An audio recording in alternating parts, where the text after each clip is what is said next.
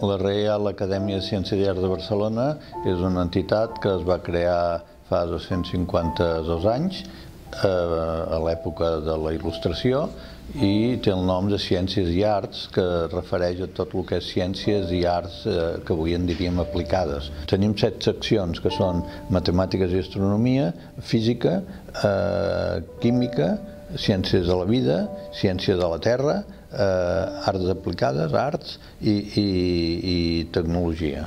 Aquests són el nostre àmbit. Aquest edifici és de final del segle XIX, edifici dels més macos que hi ha a la Rambla.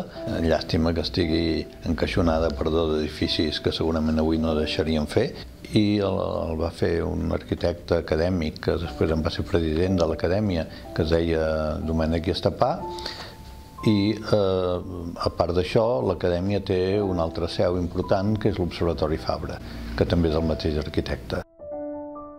El sentit de l'acadèmia era un grup de ciutadans de Barcelona que volien conèixer les noves ciències. A més, la Universitat de Barcelona en aquell moment estava a Cervera, o sigui que Barcelona no tenia res cultural, i un conjunt de ciutadans es van reunir, van decidir formar el que se'n deia la Conferència Físico-Matemàtica Experimental, que era estudiar. Al cap de poc temps, les circumstàncies van fer que això es convertís en una acadèmia i que el rei Carles III la bategés amb el nom de Reial.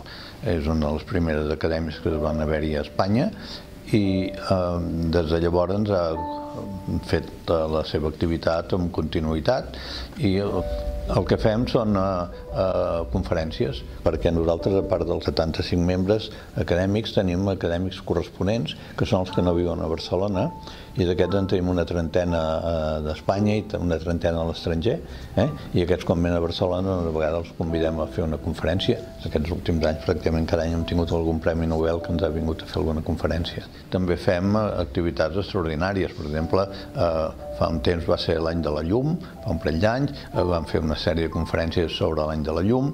Aquest any és l'any dels llegums, i declarat per les Nacions Unides, i nosaltres hem fet un cicle de 2 conferències, i ara d'aquí a final d'any encara en tenim 2 més, sobre la importància dels llegums. L'any que ve serà l'any internacional del turisme sostenible, doncs farem alguna activitat sobre el turisme, que és un tema que està molt de moda ara.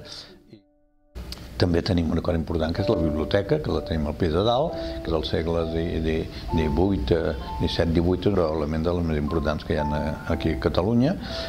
Estem informatitzats, estem al catàleg col·lectiu de la universitat, per tant, una biblioteca oberta al públic, i per tant, com a activitats culturals, fem les sessions de l'acadèmia, que són obertes, tenim la biblioteca. La missió és la divulgació, el coneixement, el divulgar el coneixement, i en aquests 3 camps que he dit, de la meteorologia, la sismologia i l'astronomia, fer determinades activitats científiques.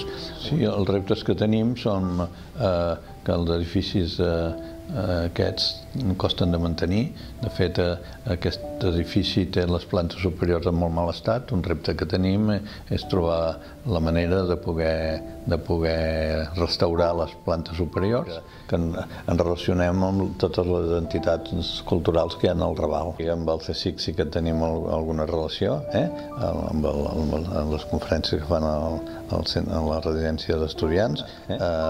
No ho sé, jo fa un parell de mesos vaig participar en una cosa al CIDOP. Hi ha bastants acadèmics nostres que alhora són membres de l'Institut d'Estudis Catalans, i després intentem participar amb les activitats que fa el Raval. Penso que sí que el Raval Cultural és una bona iniciativa i que nosaltres col·laborem tot el que podem.